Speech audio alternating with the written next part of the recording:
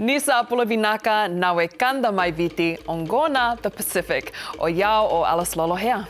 Dola o or Johnson Raela. It's been a big week of celebrations for our Fijian community as the nation marks 54 years of independence. Let's take a look at what's coming up on the show today. Fiji's corruption watchdog woes are stranger than fiction. New Zealand Navy abandoned ship off the coast of Samoa. And we meet the first Tongan Australian to become a published author.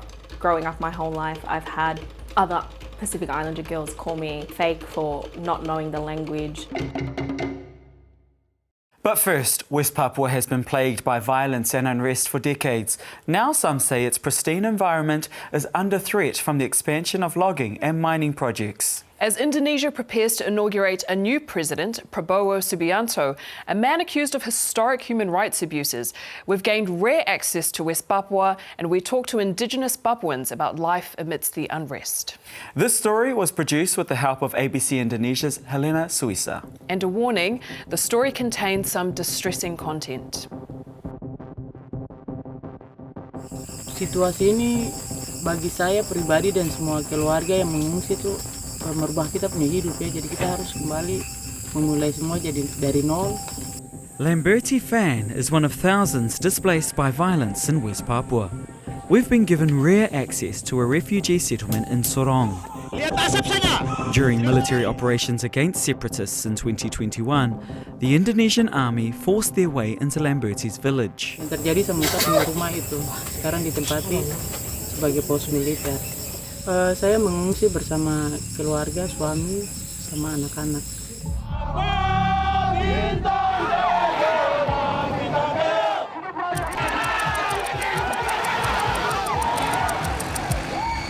This is a war happening largely in secret. Indonesia has tightened controls in West Papua and deployed thousands of troops in an effort to quell Papuan separatists. As many as 100,000 people have been displaced in recent years. This camp at Sorong is just one of dozens across the region. Di sana, pejabat-pejabat yang ada di Maibrat itu, mereka berupaya untuk menutupi situasi yang terjadi di sana. Mereka berupaya untuk membangun narasi atau keluar bahwa Maibrat sudah baik-baik saja, sudah tidak ada konflik, tidak ada pengungsi, itu omong kosong.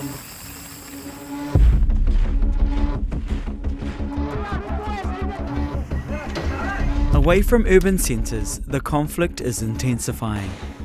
Many Papuans have never accepted Indonesian rule, and some have taken up arms in a war that's lasted more than 50 years. The Indonesian military has been accused of human rights abuses and extrajudicial killings. Earlier this year, the United Nations Human Rights Committee published a report on Indonesia that said they were concerned about systemic reports about the use of torture and other forms of cruel, inhumane or degrading treatment, in particular on Indigenous Papuans. Karena kita tahu bagaimana kita belajar dari kami pun saudara-saudara di wilayah pegunungan sana, bagaimana kalau konflik terjadi terus pendekatan yang dilakukan militer seperti apa. Di Papua ini konflik dan itu ada nyata di mata kita, ada faktanya. Nah, lalu pemerintah tidak mengatakan mereka pengungsi. Artinya bahwa pemerintah melakukan pembiaran dan saya ingin menegaskan kembali, pembiaran itu adalah salah satu unsur pelanggaran hak asasi manusia, kelalaian. Indonesia has also restricted media access to the region and used internet shutdowns in relation to security operations in Papua. The humanitarian crisis in West Papua has never ever been this bad. Veronica Korman is an Indonesian human rights lawyer. She's living in exile in Australia. In a normal world, this will be catastrophic being acknowledged by international organizations. But we are not hearing that because international organizations are under de facto ban from entering West Papua. Separatists have committed atrocities too, killing workers and civilians. Papuan rebels were also responsible for killing a New Zealand pilot in August, while another Kiwi pilot was held hostage for over a year. Rebels have also been burning schools. They claim that Indonesian schools are teaching them the history, the colonial history. The cycle of violence has inflamed feelings of hatred on both sides. In one shocking video that emerged earlier this year, Indonesian soldiers can be seen beating a bloodied Papuan inside a barrel with his hands tied. 13 soldiers were later arrested and the Indonesian military apologized for the abuse. Selanjutnya, tapi kalau belum dengar, lalu ambil kebijakan untuk mengadakan suatu hal yang tidak menyenangkan, tetapi itu manusia, sebagai manusia mereka akan terpancing emosi untuk melakukan tindak. In 2014, there were hopes for reform when Joko Widodo came to power. He quickly released 5 Papuan political prisoners and pledged to open West Papua to foreign media and human rights organizations. He visited the region nearly 20 times since taking office. But, despite an infrastructure and investment drive, his economic and welfare approach has not had the intended effect. I think President Jokowi's legacy in West Papua is such a disappointment and betrayal. He began in West Papua as the hope. As hope, he promised to resolve this tragedy. But then over the years, the number of displacement, the intensity of armed conflict has never this high before. President Jokowi continued a special autonomy policy for the region, but critics argue it's done little to empower Papuans, who still languish behind the rest of Indonesia in terms of living standards. West Papua is rich in gold, copper, timber, oil and gas. These resources have pumped billions into Indonesia's economy. But Papuans say they have seen little benefit for themselves, and rapid deforestation and expansion of mining are wreaking havoc on the environment. Orang Papua mungkin karena selama ini kan dihak anak tirikan kayak apa segala macam, pokoknya diterpisahkan lah dia punya hak. Mungkin lebih kayak kasih sama dengan seluruh rakyat Indonesia merasakan perbedaan itu, tapi orang Papua tuh kayak punya kehidupan memang sudah beda sekali dengan orang di barat di Jawa sana.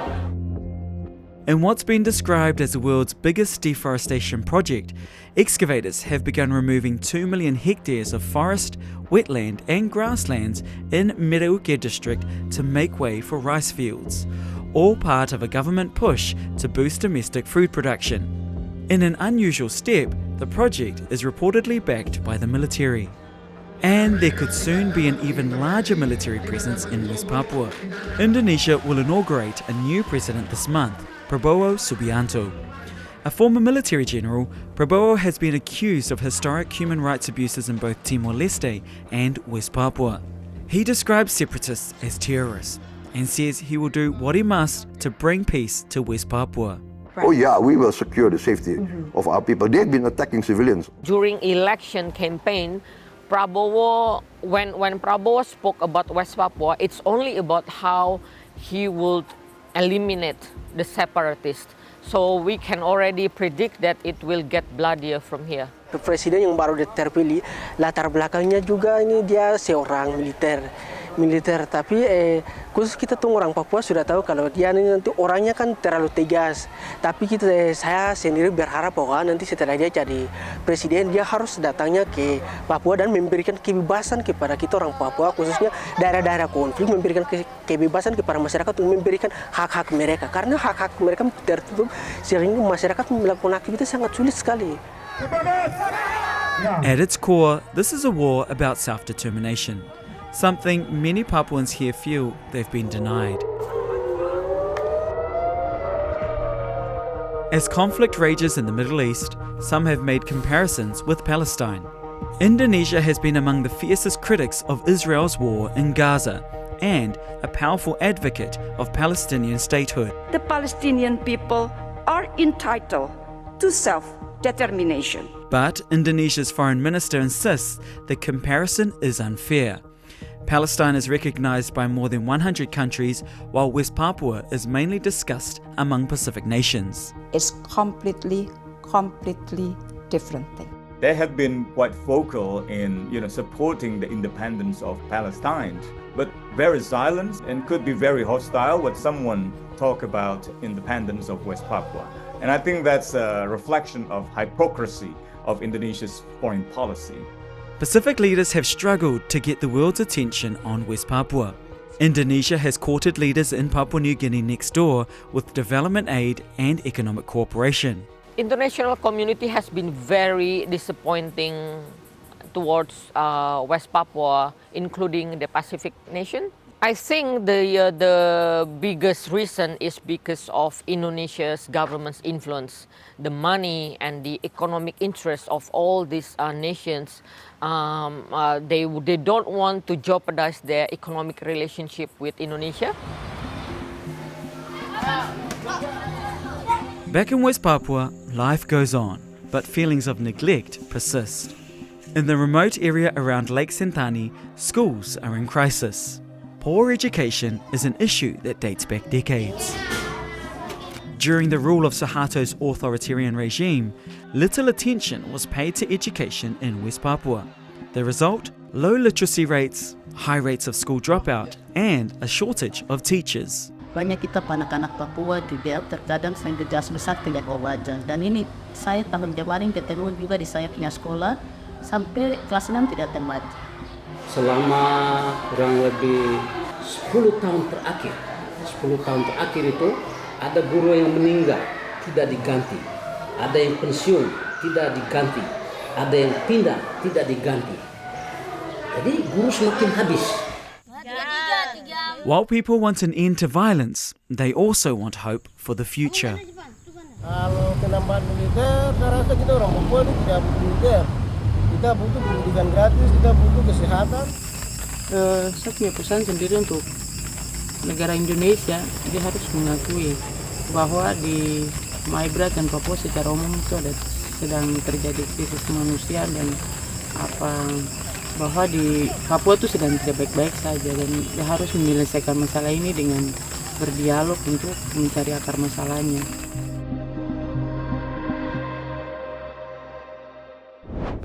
A special thank you to everyone who contributed to that report. Now, a spokesman for the Indonesian Foreign Ministry told the Pacific that Indonesia is cooperating with all relevant United Nations agencies and is providing them with up-to-date information about what is happening in West Papua. To Fiji now, where the country's politics have once again lived up to their sometimes infamous reputation, with an extraordinary story emerging from its Independent Commission Against Corruption. In an unprecedented move, the Commission's deputy ordered the organisation's leader and her boss to be arrested and questioned before resigning and fleeing to Australia. But there's so much more to the story, as Lede Mavono explains. An arrest was perhaps not what Barbara Mali was expecting the day after being appointed head of Fiji's national corruption watchdog. The manager of investigations walked in and he places a hand on my shoulder and says to me, Barbara Mali, I am placing you under arrest. If you resist arrest, we will take all reasonable steps to detain you. The actions were ordered by her acting Deputy Commissioner, Frances Pulewai, alleging she shouldn't have been appointed to the top job given she was already under investigation for conduct in a previous role as Fiji's Electoral Commission Chair.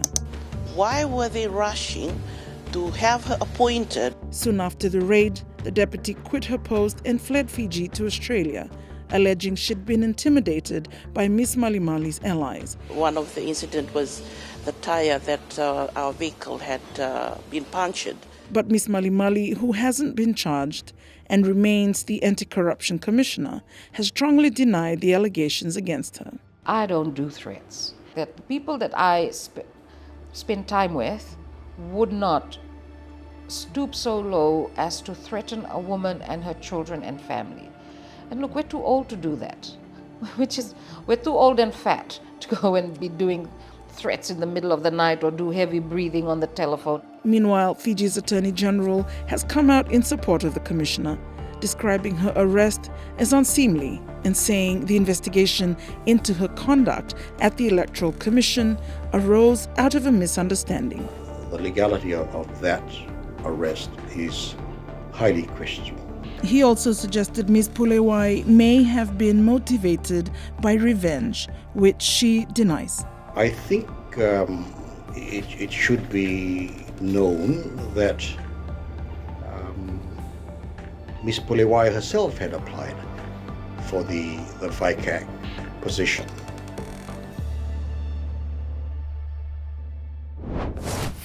It's a complex web with implications for Fiji's democracy among everything else. So, to break it down for us, Lithe joins me now from Suva. Bula vinaka, Lithe. Bula vinaka, and a happy Fiji Day to you there, Johnson. Likewise. Now, Lithe, we know with this story, it's led to quite a lot of misinformation and trolling online. What have people been saying?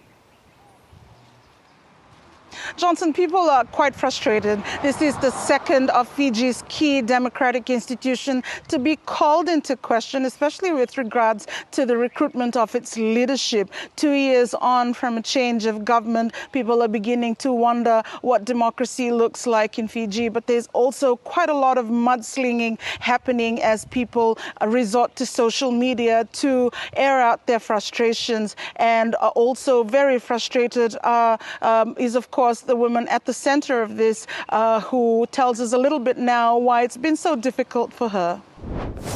It's been hard trying to work, to do the job I've been hired to do, plus deal with all the media blitz and the criticisms and all the keyboard warriors. The attacks by people who don't know me, and then by people who also know me. Now, Lithe, what's Prime Minister Rambuka said he'll do as a response to these events? Look, initially, when footage of that original interview that the former acting deputy FICAC commissioner came out, Rambuka had said that he didn't want a country that was calling into question the appointment of its important leaders. And so he promised a commission of inquiry. And over the course of the last fortnight, he's gone about talking about what that might look like, its terms of reference and who might sit on it. However, just yesterday, following this week's cabinet meeting, Rambuka did announce that actually our Commissions of Inquiries Act does not give him or the cabinet the powers to decide whether a commission of inquiry should sit. In fact, that power rests with the president, and so we now wait upon the Prime Minister's advice to the president for such a commission to take place. But Rambuka talks a lot this week, and he said to me that it was very important for a commission of inquiry to take place and for its findings to be made public so that people continued to respect the appointment of the leaders of Fiji's key democratic institutions. There are obviously a lot of questions about the integrity of the Anti-Corruption Commission. Now, given what's unfolded, what are the long-term implications for the Commission's reputation? Look, we've been talking to, academics and analysts and people who watch closely the developments in Fiji over the last 10, 20 years or so. And something that's come quite clear that everyone can agree on is after 16 years of a very restricted rule, a dictatorship as some have called it, Fiji continues to struggle with bringing a democracy that everyone can agree with and that everyone can work with. So what's happening now is that this government does need to convince the people that it does intend to bring democracy. At the Victoria University of Wellington, Professor John Frankel said FICAC was originally built on some noble intentions, on the intentions of keeping Fiji abreast of its clean practices and ensuring that civil servants who do take advantage of the government are taken to task. But as John Frankel does say, that has not really happened. Over the last 16 years, FICAC was weaponized to go after the government's opponents and even sometimes to keep its own people in line. So what current FICAC Commissioner Barbara Mali told us is that she hopes she can be left to do her job and make FICAC do what it intends to do, and that's keeping Fiji corruption-free. That's all we have time for. Vinaka Lithe. Vinaka Johnson. Okay, to Samoa now, where the fallout continues from a New Zealand naval disaster. No lives were lost, but how did the naval vessel Manawanui run aground, and what happens now? Godwin Eki is here to tell us. It's the first New Zealand Navy ship to be lost since the Second World War. The Manuanui ran aground off the coast of Samoa and then sank. All 75 crew have been rescued, but the disaster has raised plenty of questions. So what exactly happened? The $100 million vessel was a significant New Zealand Navy asset commissioned by former Prime Minister Jacinta Ardern in 2019. From this moment, Manuanui will come to represent our country. But late on October 5th, the Manuanui hit a reef shortly after 6 p.m. while on a survey mission. Attempts to get the ship moving again failed at just before 8 o'clock. The call was made to abandon ship. By 5 a.m., the rescue mission was over with the ship's wet and exhausted crew and passengers all accounted for. The mayor of a nearby village said locals assisted the rescue. There were some men from our village living along the beach who helped some of the police officers as crew members were being rescued.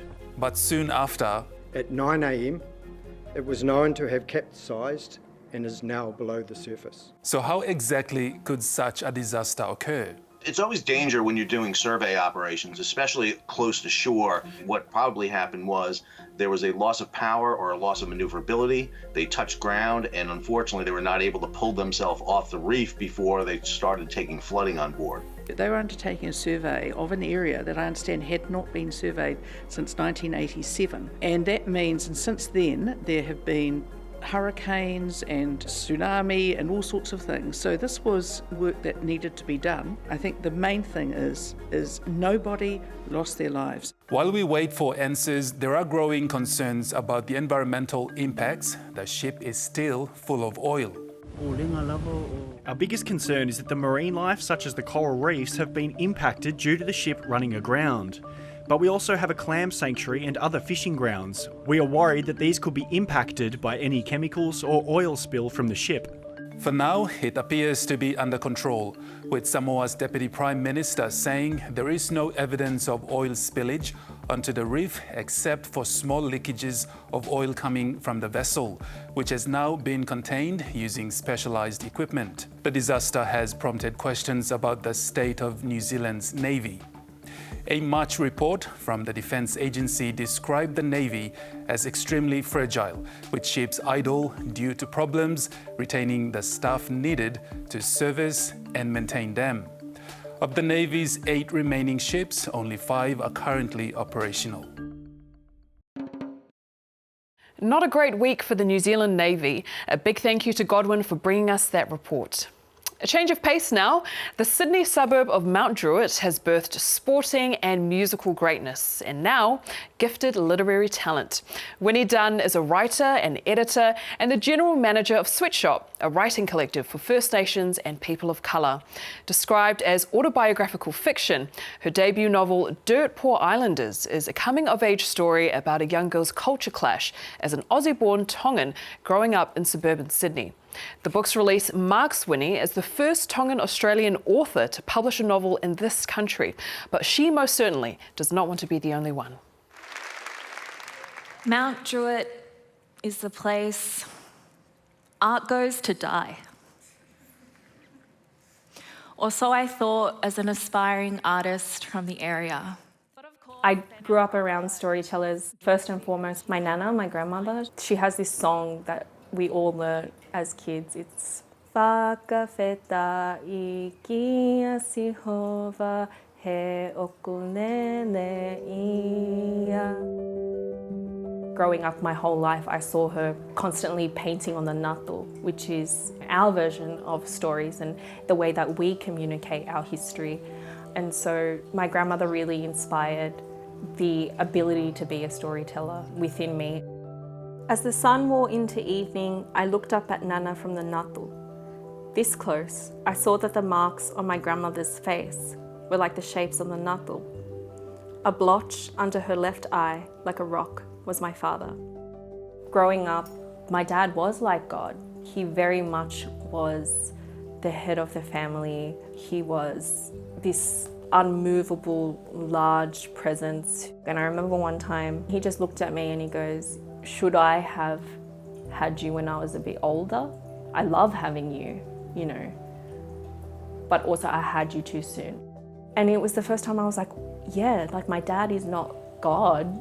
From a teenager onwards, I just really tried to understand that my dad was simply just a human being as well. I think that's where the beauty of storytelling and the method of storytelling can really create that connection and healing. You know, by writing a dad character similar to my own, who was so silent and staunch when I was a kid, but softened over time. Growing up my whole life, I've had other Pacific Islander girls call me plastic and call me fake for not knowing the language. Yeah, I do get a little bit of eyebrows in the sense of like, you're Tongan as well, but... And so why are you the first writer? I feel like I just have a very spiritual connection to writing, and for some reason I did become the first Tongan Australian to be published in this country, but I don't want to be the last one. That's completely written in Tongan as well. Winnie Dunn is from Sweatshop, the writers' collective Muhammad set up for people of colour to tell their stories. I really shied away from thinking that my own lived experience could contribute anything to literature because it was so demonised. I am inspired by the African-American feminist and scholar Bell Hooks. To bring up Bell Hooks, she brings up this concept called mirroring. The importance of being able to see yourself in a position of power, in a position of authority, where you've never seen yourself before, is very empowering. A young Pacifica girl that I was working with in high school, I also told her that I was Pacifica as well. She was just very shocked. And then she goes, but teachers and writers don't look like that. And I go, well, you know, what made you think that? We Pacific people in Australia, for the longest time, only had Chris Lilly as our representation. By the end of that workshop with that young Pacifica girl, she was like, when you told me to write my stories down, I thought, who would care? You've shown me that people will care. And so I see the impact when Pacifica people pick up Dirt Poor Islanders because they say, oh, maybe I can do that. You know, I think your story would make a great autobiography or an expose. Oh, no, girl. I'm going for a movie and a theatre show. That's our show for another week. Just a quick note, if you want to check out any of our stories again, simply pop in ABC The Pacific into the YouTube search bar and they'll be there for you. More there.